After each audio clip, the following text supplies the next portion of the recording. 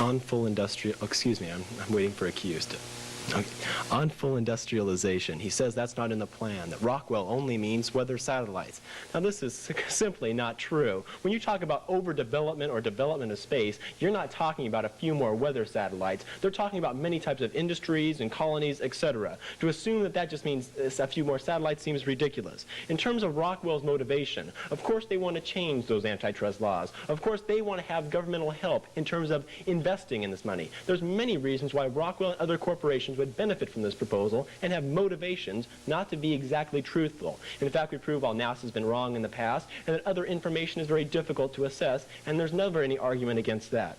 In terms of the second observation, in terms of no cost-benefit analysis, it does not seem like a very wise policy to pump in billions of dollars for no reason whatsoever if they can't give you any benefit. Clearly, he says, why shouldn't we spend the money? We can get it. I'm sure they can get the money. I just don't think it's a very wise policy to do so. And to base a policy on benefits that cannot be perceived does not seem like a very good policy to make.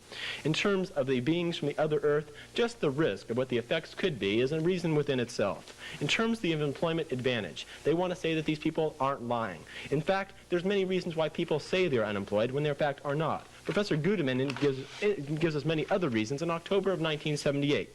Many people listed as unemployed are not looking for work at all and may in fact be unemployable, but the law requires that they register as jobless in order to become eligible for food stamps, unemployment insurance, and welfare benefits. I mean, there's other motivations for these people to go around and say they're unemployed. And remember, on all these disadvantages of mine, he keeps on saying, how many lives are you going to save? Now, at best, the advantages in terms of the weather modification is fewer people have to evacuate. We were able to help the flood. But he doesn't tell you on how many people you can save. At best, all he is telling you is that people may be able to leave their houses a little bit later on. So what? In terms of the evidence on the disadvantages, in terms of the argument, he says it's repugnant of me to give other reasons why medical care won't work.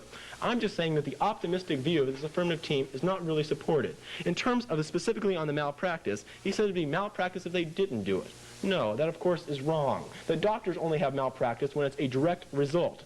They don't want to have to base their malpractice on something that this paramedic may do. And in fact, in the past, they have not given the instructions in terms they would rather not risk it at all. It does not seem like you're going to solve these problems just by having more paramedics if the doctors don't want to communicate with them. You have the systems, you have the paramedics, but no evidence in terms of reliability and in terms of the people using it.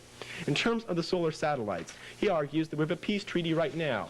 That's talking about military. I'm talking about in terms of what they could do to us that we would have no effect whatsoever. In other words, in terms of the military treaty, that's just in terms of weapons. This is something that we could never tell. Even if they did destruct us, we have no idea it was them. He argues that it would be fantastic. No, in terms of the survival and in terms of they will not wipe us out, this is in terms of energy supplies, ways in which they could take advantage of us. The risk in this area seems very great. It seems like Mr. Kirkham's argument seems very rational. Let's wait and see and find out before we spend the billions of dollars. Right now, it does not seem to be much of an advantage. And last of all, he says, prove we'll ever use solar.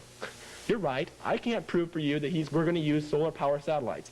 He doesn't even know what we're going to have to industrialization. That's why it seems very reasonable right now that we ought to wait and see. We ought to look what should happen before we invest the money. It seems this blind ambition of hopefully finding something should look out for the other reasons, such as what could happen if you do implement them.